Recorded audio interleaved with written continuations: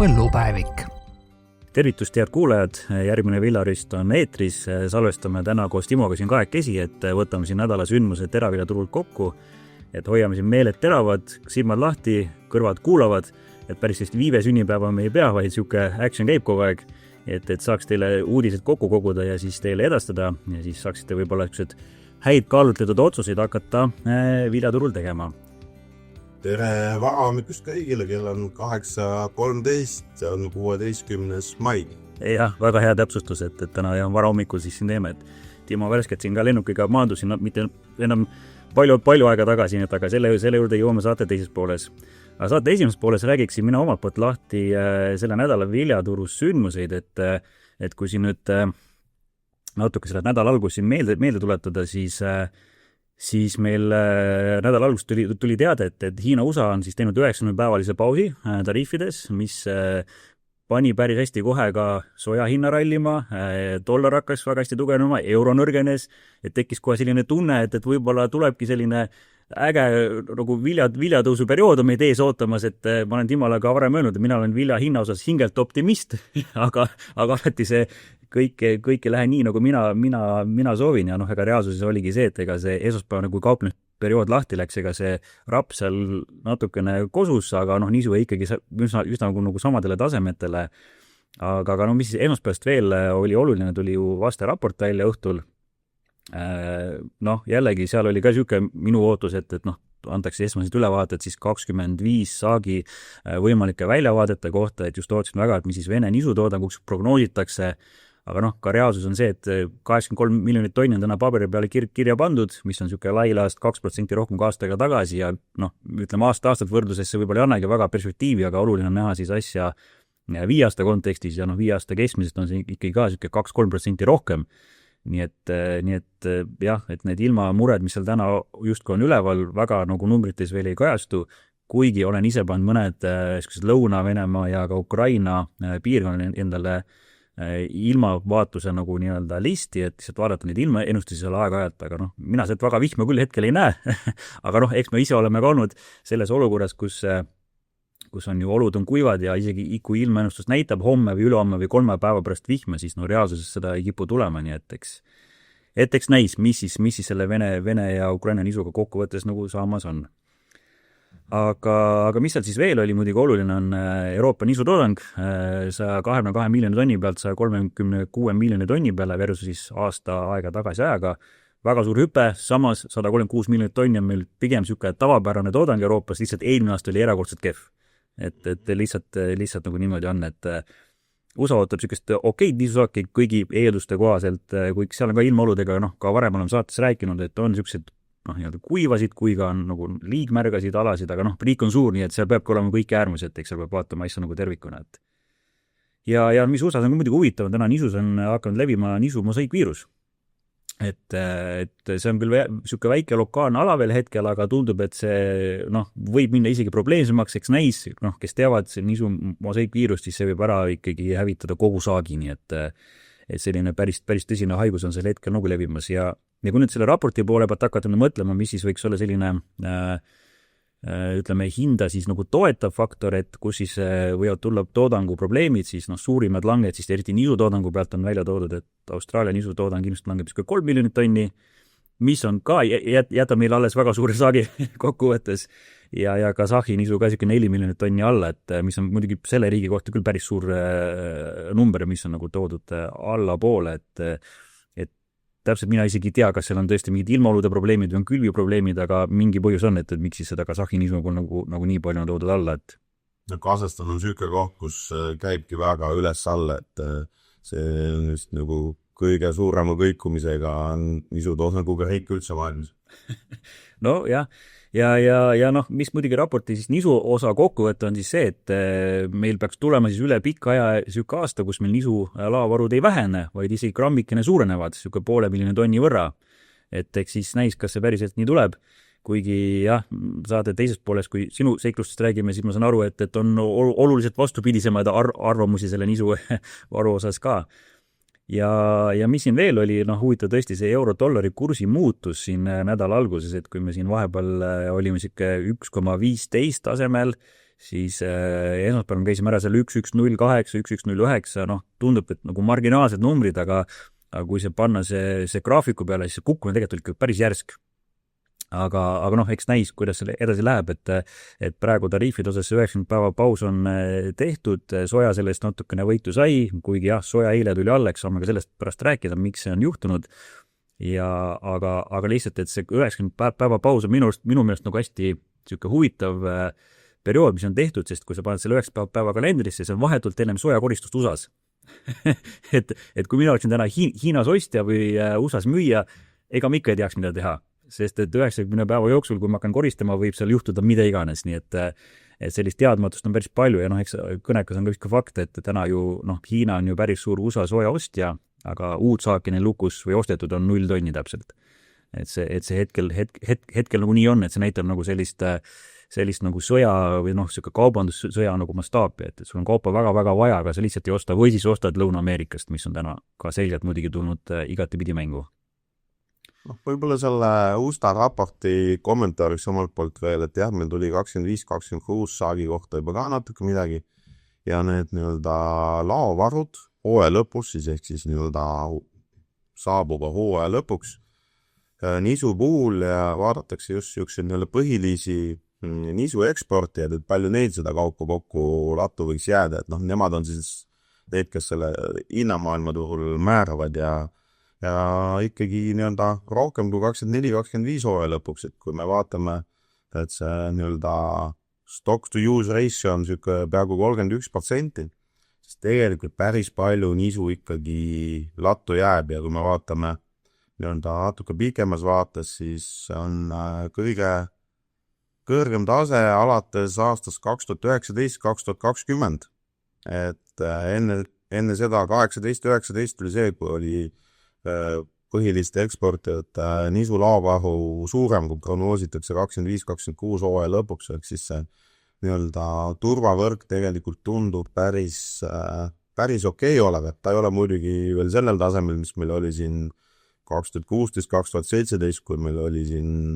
pea 75 miljonit tonni laos. Jah, aga 2016 tuleb meelde tuletada, et oli ka päris korralik nisusaak kogu maailmas. Et lihtsalt Eestis 2016 oli väga halb aasta, aga mujal maailmas ju läks ju,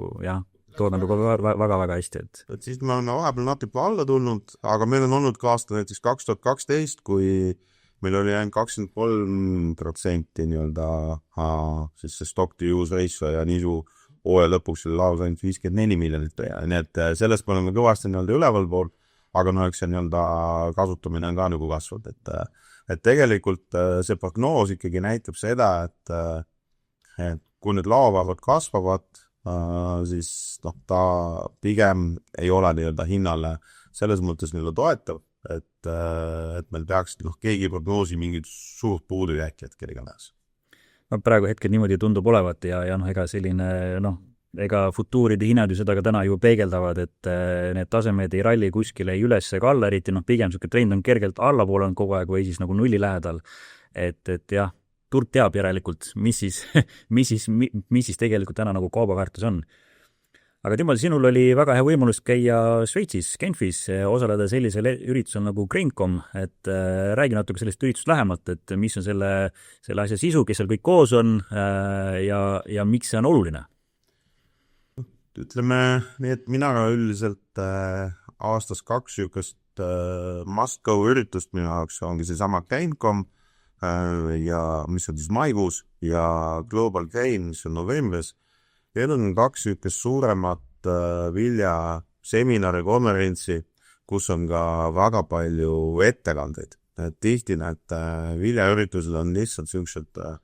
suuremat sorti viljakauplejate kokkusaamised, kus siis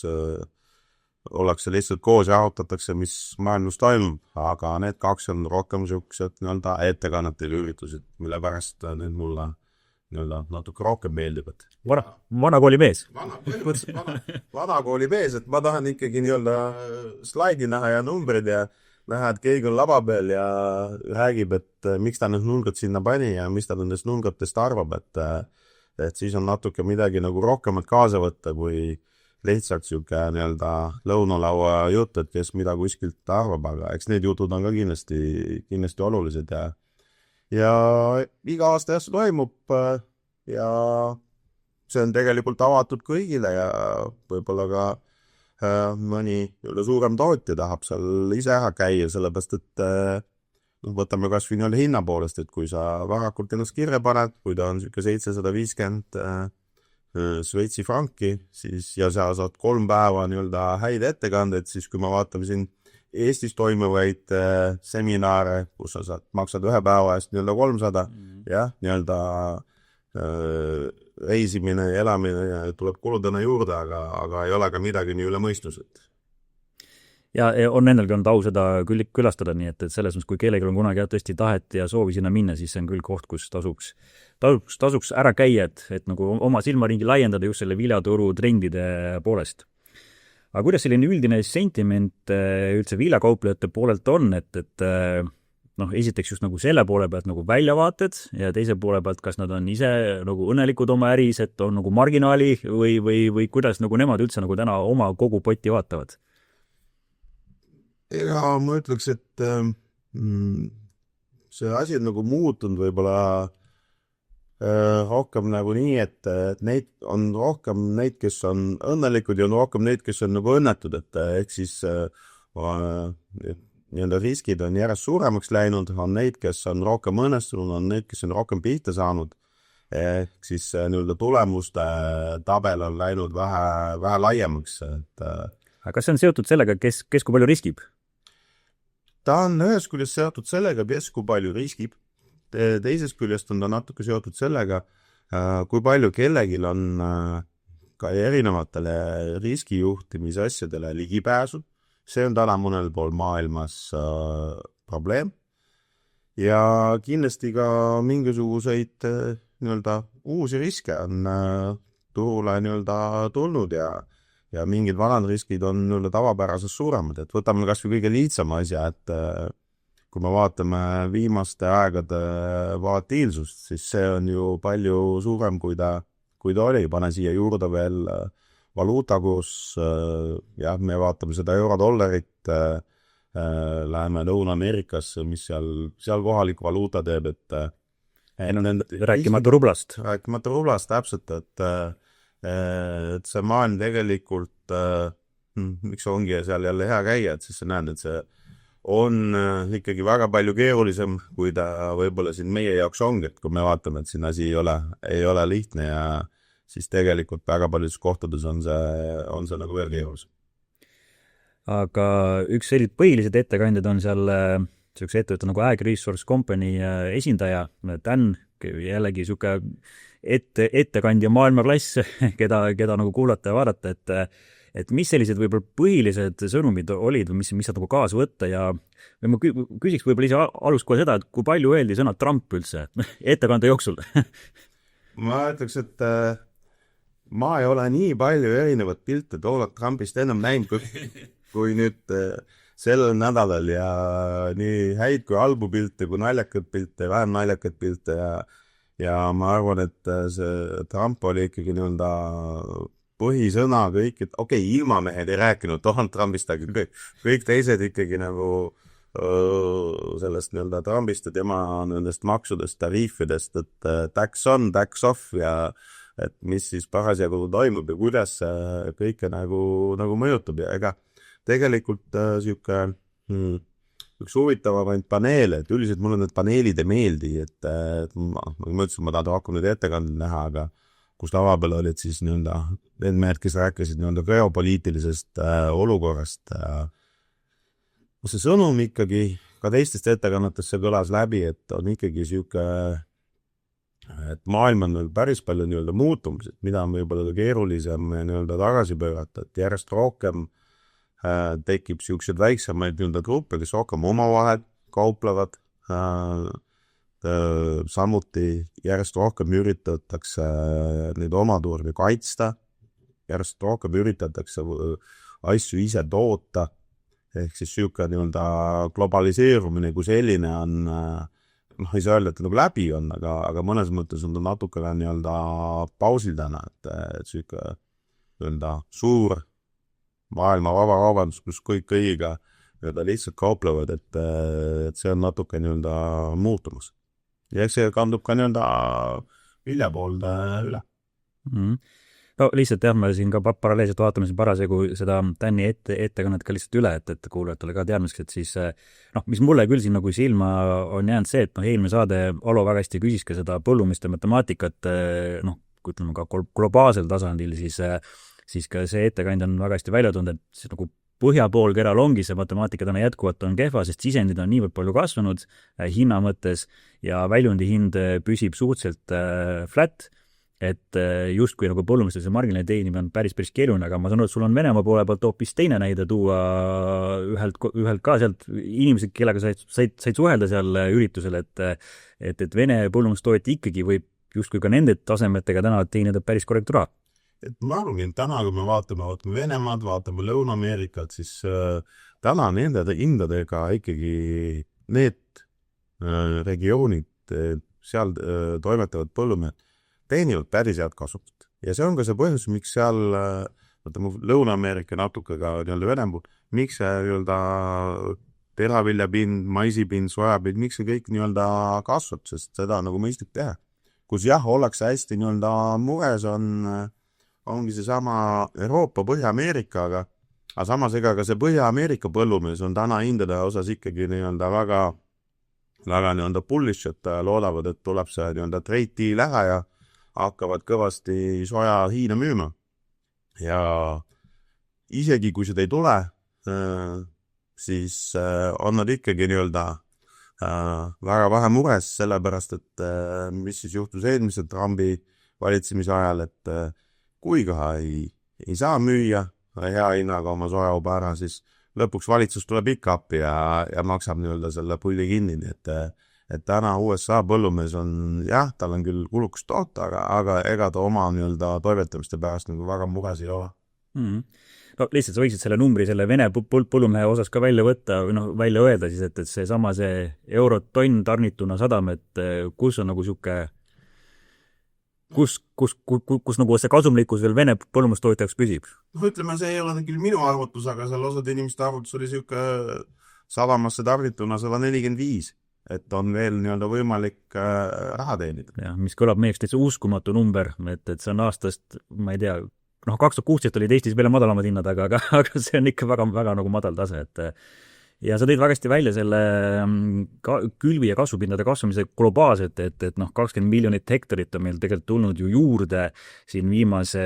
ütleme, aastast 2022 alates, ja ka see suuremine paljuski on tegelikult ju tulnud ju seal Lõuna-Ameerikas üsna suuresti, et kus siis need soja ja maisipinnad on ikkagi visanud päris korralikult üles ja Lõuna-Ameerikas on ju päris paljus piirkondades võimalik võtta 2 saaki aastas, et sul on maisi järgi mais, soja järgi soja, et sul on nagu see double cropping on siis siuke päris nagu levinud, et mis annab ka kohe korralikud materjali meil turul juurde. Täpselt nii, aga me vaatame kogu seda maailma külvipinda ja see on üks pool ja teine on see keskmine saagikus, siis ütleks jah, et nagu ei saa öelda, et nii hüppeliselt kasvavad, aga ikkagi kerge kasv on seal olemas, et jah, eks see saagikuse pool on jah meil siin, ütleme, globaalselt on, kerge kasvutrend seal on iseenesest, aga eks seal ongi jällegi, seal toetavad ju mingid kindlad piirkonnad seda ka, eks siis, väga paljuski ongi Lõuna-Ameerika kohe nagu kahtlemata, aga eks siin ka teised piirkonnad ka, ütleme ka Vene nisu ju samamoodi on ju selgelt kasvutrendis olnud saagikuse mõttes, et kui see põhi käis ära seal 2012, siis pärast seda tegelikult see trendjoon on ka Vene nisu osas saagikuse poole selgelt ikkagi ülespoole, et nad ka midagi teevad oluliselt paremini kui varem, eks ilm ka soosib, on ju, aga lihtsalt, et see jällegi nagu toob kaupa juurde ja kui me nisust siin räägime, siis nisu selline kasutus per capita on nagu meil langemas. Nii on, ütleme niimoodi, et ma vaatan jälle seda trendi, et siis me oleme sellest trendist tulemas kas nüüd korraks või pikemas ajas ikkagi allapoole, et kui palju seda siis nisu tarbitakse ja ega ütleme niimoodi, et see elanikkond vananeb, vanemad inimesed tarbivad vähem, ega see nisu söömine nii tervislik olegi ja nii ta nagu on, et ega midagi head seal nagu selles mõttes nagu selle poole pealt öelda ei ole, et me nüüd see nisu tarbimine kõvasti nii-öelda kasvaks, jah, seal on mingid piirkonnad, kus on tulemas palju noori inimesi peale, aga tervikuna ikkagi see nii-öelda vananemise protsess on ka päris oluline, mis siin maailmas on. Ja, eks toitumisharjumused ka mõneti ju muutuvad ja niimoodi see lihtsalt on, et lihtsalt jah, natukene harjumused ju muutuvad ja noh, eks see nisu osas on ju ka see, et ega noh, me oleme ka varem saates ju maininud, et Hiina istub metsiku nisu koguse otsas ju ka, kes on väga suur ka importe, no mitte importe, vaid lihtsalt neil on ka väga suur tarve, et kui neil omal nagu saagikusega kuidagi alt veab, siis on ju probleem kohe, aga noh, lihtsalt eks siis nagu elame näeme, et kuidas nagu edasi läheb. Hiinaste koha pealt ütleks seda, et täna Hiina ongi siuke hästi huvitav koht oma ostmistega, et siin just toodi ka väga kenasti välja, et kindlasti oli seal mingi Aafrika seakatk oli mingi hetk väga palju sees ja kogu see nii-öelda looma pool, kuidas see seal vahepeal kasvas, vahepeal kaanes ja kui samal ajal vaadata seda, kuidas hiinlased ostsid kaupa, noh, tegelikult ega see oli nii-öelda ikkagi väga heitlik, et mingi hetk ostati nii-öelda väga palju, mingi hetk ei ostetud jälle üldse. Ehk siis Hiina laovarud on tõesti nii-öelda suured ja nad saavad omale võimaldada seda, et nad mingi hetk lihtsalt pool aastat ei ostagi midagi ja söödavad oma ladusid. No jah, ja pigem on siis tegelikult see, et sa saad ju sättida oma ostu ju väga hästi. Et kui sa nagu oled nii-öelda poker face turult väljas, hinnad langevad ja sa saadki tulla tegelikult turule ju sellel hetkel, nagu sa ise tunned, et on ju kõige õigem. Aga põhiline asi, millest ikkagi nii-öelda räägiti, on tariifid. See pidi, keegi ütles, et see pidi hästi ilus sõna olema. 2 F-i on sees. Inglise keeles. Ja kuidas need nii-öelda mõjutavad, et kui me siin tuleme selle USA juurde tagasi, siis kes need nii-öelda tariife siis peale paneb maailmale ja maailm siis omakorda vastu, et ütleme sellist nii-öelda kaubandussõda või asja pole maailma ajaloos nii-öelda ammu olnud, et kuhu see nagu välja jõuab, keegi ei tea ja see nii-öelda ebakindlust on nii-öelda ikkagi päris palju. Miks nad seda teevad oma nii-öelda riigivõlg on neil suur murekoht, mida nad üritavad lahendada, kas see on nii või naa, noh, ei tea, et mis see nagu lõplik endgame on seal. Eks see riigivõla lahendamine on ju ka see, et noh, sama see Dodge osakond, kes ju ka nii-öelda kulusid võtab järjest siin ju kokku, nii et noh, niimoodi lihtsalt on ja ega see riigivõla lahendamine, et kui sul oma kaubandusdefitsiit hakkab nagu klattima ja tahad nagu saada seda vastupidiseks, see võiks justkui luua rohkem kui rahaga, ehk siis näis, et ja kui me vaatame seda, et nii-öelda põllumajanduspoole pealt, et kuhu siis Ameerika nii-öelda ekspordib ja kus ta impordib, siis noh, ütleme niimoodi, et seal on seda teha nagu keeruline, et ega need kohad, kuhu ta ekspordib, sealt ta samast ka impordib, et seal siis nagu ühtepidi maksu kehtestada ja teistpidi mitte maksu maksta, et ega ta keeruline saab olema. Aga kogu maailma mõistes tegelikult see nii-öelda USA osakaal põllumajanduskaubanduses on ikkagi aastate jooksul päris palju langenud, et see on kuskil siuke 17%, 16-17%, et noh, jah, see on suur mõju, aga nad ei ole siukse otsustava mõju. Ja ajalooliselt, kui ma nüüd ei eksi, see oli ikka 50+% oli see ajalooliselt, noh kunagi ammu, kus oli nagu USA nagu tõsine tegija turu peal, et see on nagu niivõrd palju lihtsalt nagu ajas vähenenud. Ja, pannud korra hetkel pausile, pean selle võtma, läheme edasi. Aga jah, kui vaadata, kuhu USA võib-olla kõige rohkem müüb, on ikkagi Hiina ja sojavaad ja nüüd, kui need tariifid tulid, siis hiinlased jooksid hästi kiiresti Brasiiliasse ja puhkisid sealt hästi palju koormaid nii-öelda sojauba ära,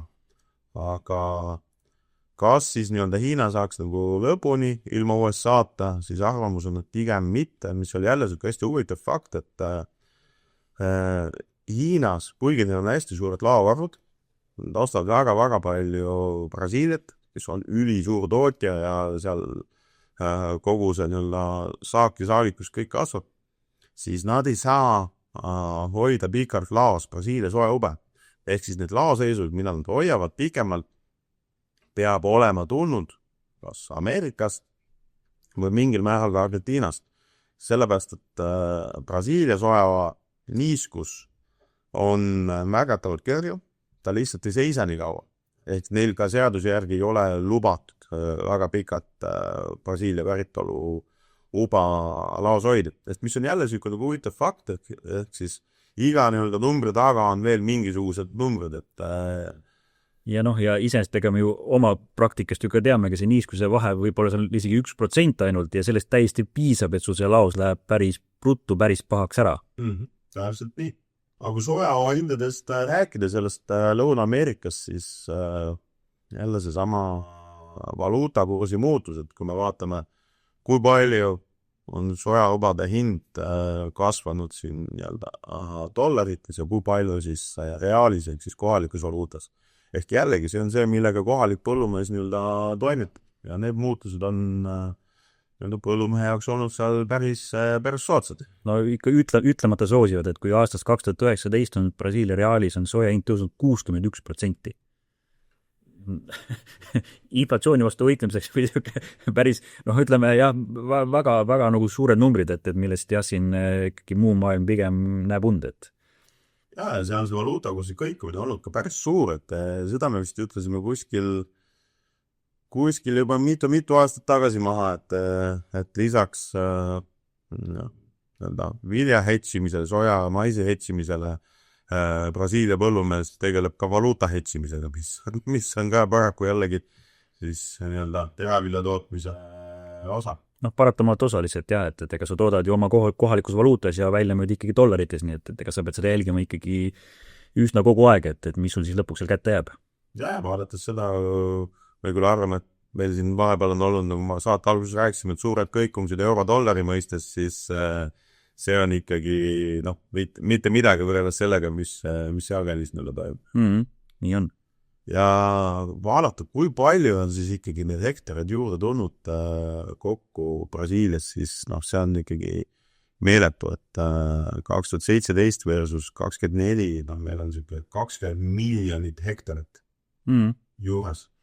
Mis toodab circa 100 miljonit tonni kaupa rohkem. Täpselt nii. Et kui me võtame selle USA raportis, me näeme seal numbrid 600 miljonit, 700 miljonit ja 800 miljonit, aga sul on 100 miljonit, üks riik on lihtsalt toonud juurde sinna, siis see on päris jõhker number. Ja väga lühikese perioodiga. Et see tootlikkus ja, et kas siis on tõesti niimoodi, et samas ega ongi, see teadmised, tehnoloogia kõik liigub, traktorid liiguvad, taimekaitse seemned, neil on kõik täna tipp-top asjad olemas, et toota ja me oleme varem rääkinud sellest infra poolest, et mis on nüüd ka ju väga palju paranenud, nii et see kaup jõuab väga ruttu turule. Ja kui vaadataksegi siis prognoose, et mis hetkel siis Brasiilia jõuab sinnamaani, et nad toodavad täna oleme siukse 150 pluss miljonit tonni juures, et see, et 200 miljonit prognoosid on ikkagi siuke härgima ainult 4-5 aastast. Et väga-väga lühikese aega, et eks see on kõik eeldades on ju siuksed soosivad ilmaolusid ja külvipinna võib-olla veel natuke kasvu, et see on nagu ikkagi on arvestatud selliste soosivate asjaolude kokkulangemisel, aga see võib väga vabalt ka niimoodi juhtuda. Ja eks ta täna tegelikult, kui me vaatame, et on kas on rapsi juurde, et siis seesama on see suur soja hulk, soja on ikkagi põhiliselt sojamiil, enamus on tõenäoliselt ikkagi siis on protein, õli on seal palju vähem kui rapsis, siis tegelikult ja siis kuna seda sojas rotki on nii palju, see kandub ka rapsikooki üle, siis täna, kui me vaatame rapsikoogi hinda, jah, rapsiseemel käib üles-alla, mis kook on ikkagi enam-vähem nagu ühe koha peal, sellepärast, et lihtsalt seda sojasoreti, mis seal kõrvale on panna, on päris odavalt täna võimalik saada. Ja üks muidugi väga suur teema USA-s nüüd ka päris kõvasti on läbi käinud, on ju kogu siis Trumpi tulekuga on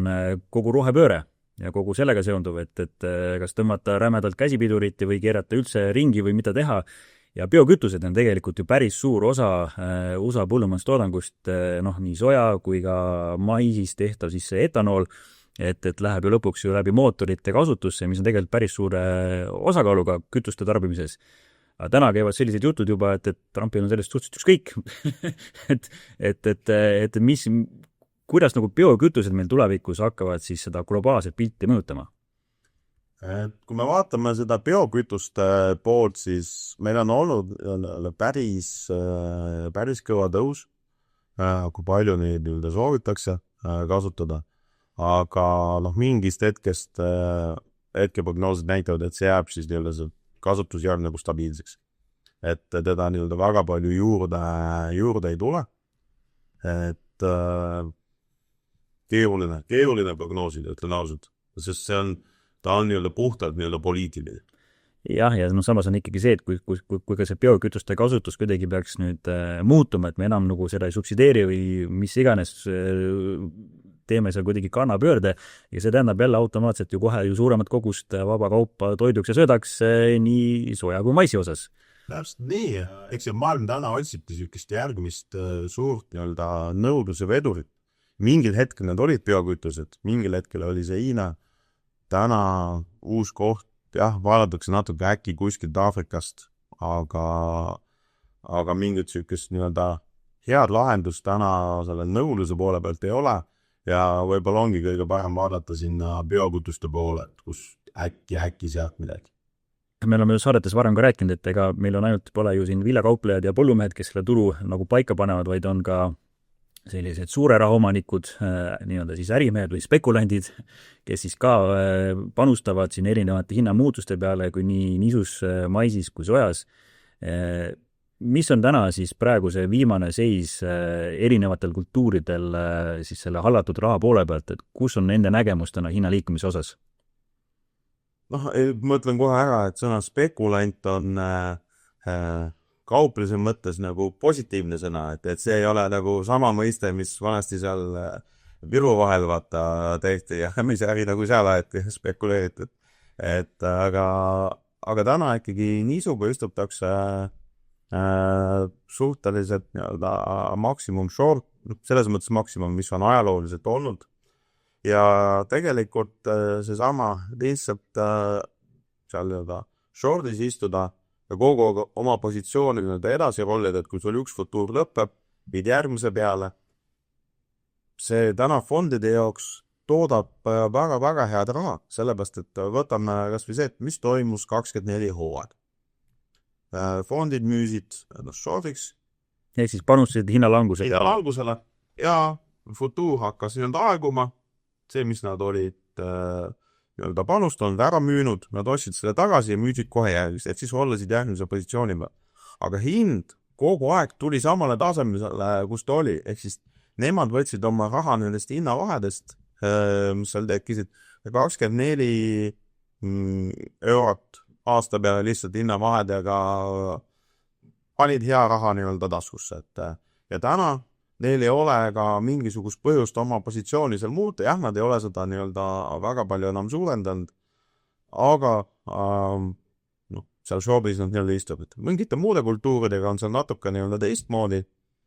aga niisu jah, istutakse shortist.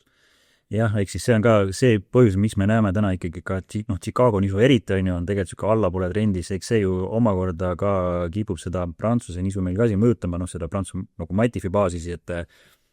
lihtsalt täna kuidagi see suur tahe, et kellegi teise poolt on, et see hind nagu kuidagi langeks, aga samas ega me siin ju saate alguses rääkisime ka, ega see nisu väljavaade täna on hea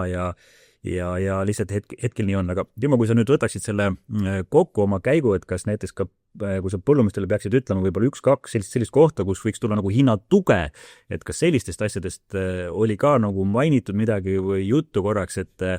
mis võiks natuke aidata just selle teravile hinnale kaasa. Rapsin täna meil on okei, aga just teravile poolele, et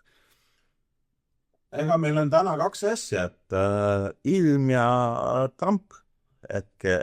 need on need kohad, kus seda hinnatõusu võime oodata, et kui meil juhtub midagi ilmaga, sellisel juhul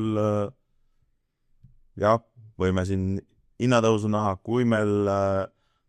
seesama tollisõda käib edasi, muudetakse meelt, praegult on jah, kõik pausile pandud ja tundub, et korraks on kõik sõbrad edasi, aga sellepärast iga kord, kui saadet teeme, ütlemegi nii-öelda kuupäeva ja ütleme ka kellaaja ära, sellepärast, et salvestuse lõpuks juba olla maailm jälle täiesti nii-öelda teistpidi. Ehk need on need kohad, kus võib see nii-öelda hinnatõusu pool tulla, aga täna, mida jällegi üle tüki aja natuke oodatakse, on ka see koristussurve, sest täna seesama Prantsusmaa, kui me rääksime siin nendest fondidest ja futuuride müügist, siis Euroopa kaupleb ikkagi nii-öelda Prantsuse nisu, siis prantslastel ikkagi on suhteliselt suured laojäägid. Tulemus on peale väga palju parem saab kui eelmine. Me teab küll kvaliteeti, me teame küll, et kogus ilmselt võib olla korralik, aga lihtsalt kvaliteedi teema on seal ka oluline. Ta on oluline, aga prantslased on enam-vähem stabiilset kvaliteeti aastast aastasse seal teinud mõni aasta mingi asjaga, seal väike jama on olnud ja unusta seda, et prantslased on ikkagi 25% ajalooliselt oma kaubast viinud Alžeeriasse, kellega neil on täna mingisugune tõsine kana kippuda ja nendega nad ei kauple. Kui 24 saalist üritab seda kuidagi asendada ja ei leitud ja selle kaup jäi nii-öelda lattu ja tänu sellele on lao sees suurem ja 24 saak oli neil kehv, siis nüüd, kui 25 saak tuleb peale ja seda Alžeeriaga ei saada oma asju korda, mis tundub, et nii läheb, siis on sellele kaubale vaja leida uus kodu. Ja see kodu võib olla kaugemal. See kodu võib olla kaugemal ja see küsimus ongi see, et mis siis 11,5 on, mis teevad nii-öelda hinnapreemiad. Et nii söödapiiride suhtes kui ka 12,5, 13,5, 14, ehk siis mina ütleks seda, et see mäng läheb nagu väga palju jälle huvitavamaks ja keerulisemaks. Ja ma ütleks nii-öelda võib-olla lõpetuks, et kõige rõõmsamad täna kogu selles viljaäris, keda mina seal nägin, et nad on alati sellised säravad, toredad inimesed, aga seekord oli nagu eriline, et eriti säravad, et on hispaanlased, Hispaania söödatootjad. Kas sellepärast, et neilt on täna päris palju vist sademeid tulnud ja neil tuleb kohalikku kaupa arvatavasti või? Ütleme niimoodi, et nad on juba nii optimistlikud, see on natuke küll juba liialusega, et nad hakkavad ise eksportima, et ma arvan, et nii see asi ei lähe, aga Hispaaniad on olnud jällegi ajalooliselt hästi suur nii-öelda ostja ka meie viimas. Nii sööda nisule kui sööda rukkile. Täpselt, et nüüd küsimus pigem ongi nagu see, et kuidas need nii-öelda kaubateed nii-öelda ringi mängitakse, eks siin kindlasti erinevad nii-öelda võimalusi tuleb, midagi läheb kindlasti kulukamaks, et kindlasti kogu vidi, mis vaja saab nii-öelda kaubelnud, küsimus on nii-öelda hinnas ja miks võiks hinnad nagu ülesse minna, alati on see, et kui turud mõtlevad liiga palju ühes suunas, siis tavaliselt läheb nagu vastupidi, et see oleks võib-olla mingisugune ja lootus, et äkki läheb nagu teistpidi, aga üldine sentiment täna on nagu selline. Ja üldiselt ega ka siin, maikuu on meile kippunud pakkuma ikkagi sellised häid ettemüümise kohti, täna seda veel pole juhtunud, hetkel tundub, et maikuus võib-olla väga juhtu ka. Ja kui me räägisime Prantsuse nisustega, sinna tegelikult on reaalselt jäänud ju kuu ja natukene peale, kui koristus juba võiks hakata ju pihta mingites piirkondades, nii et ega meil pole selle ju saagi koristuseni jäänud ka enam üldse väga palju aega. Et lihtsalt meil varsti saab see pilt oluliselt selgemaks. Pilt saab nagu selgemaks ja muidugi ütleme natuke positiivset siia saate lõppu ikkagi ütleks, et mida natuke hetkel on nii-öelda näha, on ikkagi see, et kuna need hinnatasemed hakkavad jõudma viimaste aegade ikkagi nii-öelda madalamatele tasemetele. Ehk siis jalad võiks justkui põhjas olla? Kas nad on põhjas, mitte, see on tükk, eks näeme, aga mingisugused nii-öelda lõpptarbijad täna ikkagi näevad, et nad pole saanud tükk aega nii odavalt oma siis nii-öelda sööta või jahu või mida iganes neil vaja on kätte. Ehk siis mingisugune ostmine täna hakkab ikkagi selgelt toimuma. Ehk siis madalaid hindade ravi on madalad hinnad, tundub jätkuvalt ja täna ütlekski, et samas muidugi need maisid sojad, mis on täna odavad, tundub, et nad mingiks ajaks kindlasti jäävad sellele tasemele. Muidugi, vaata, siin on jällegi, et me räägime, et mais ja soja on nagu odavad, aga Eestis võib-olla ei tundu päris nagu niimoodi, aga me peame natuke selle ringi mõtlema, et väga paljud riigid on see, kus nad ostavad kõik sisse. Meie täna ikkagi saame siuksed nii-öelda palju sööda, ode, komponendid saame ise toota. kätte ja meil pigem nagu ütleme, see hind Eestis tuleb selle pealt, kus on võimalik välja müüa, aga mais on see, et see tuuakse siia kuskilt kaugelt sisse, et aga kui sa nüüd vaatad paljusid riike, võtame täna näiteks nagu maisi ja söödani hinna vahetad, aga vaadata see, et need riigid, kes siis ise kõike sisse ostavad, et kuidas seal see hinnasuhe on, et maailm on huvitav ja pakub võimalusi endiselt, nii võita kui kaotada. Okei, aga võtame sellega kokku ära. Aitäh sulle, Timo. Et vabandust, et siin hommiku vara üles ajasime,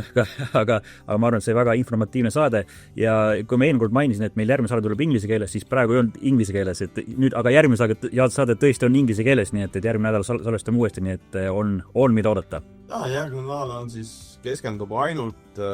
rapsile ja teeme sellise nii-öelda rapsi eri. Ja. Aga jõudu tööle kõigile ja kena kevadet jätku. Tänud kuulamast ja järgmise korralik. Põllupäevik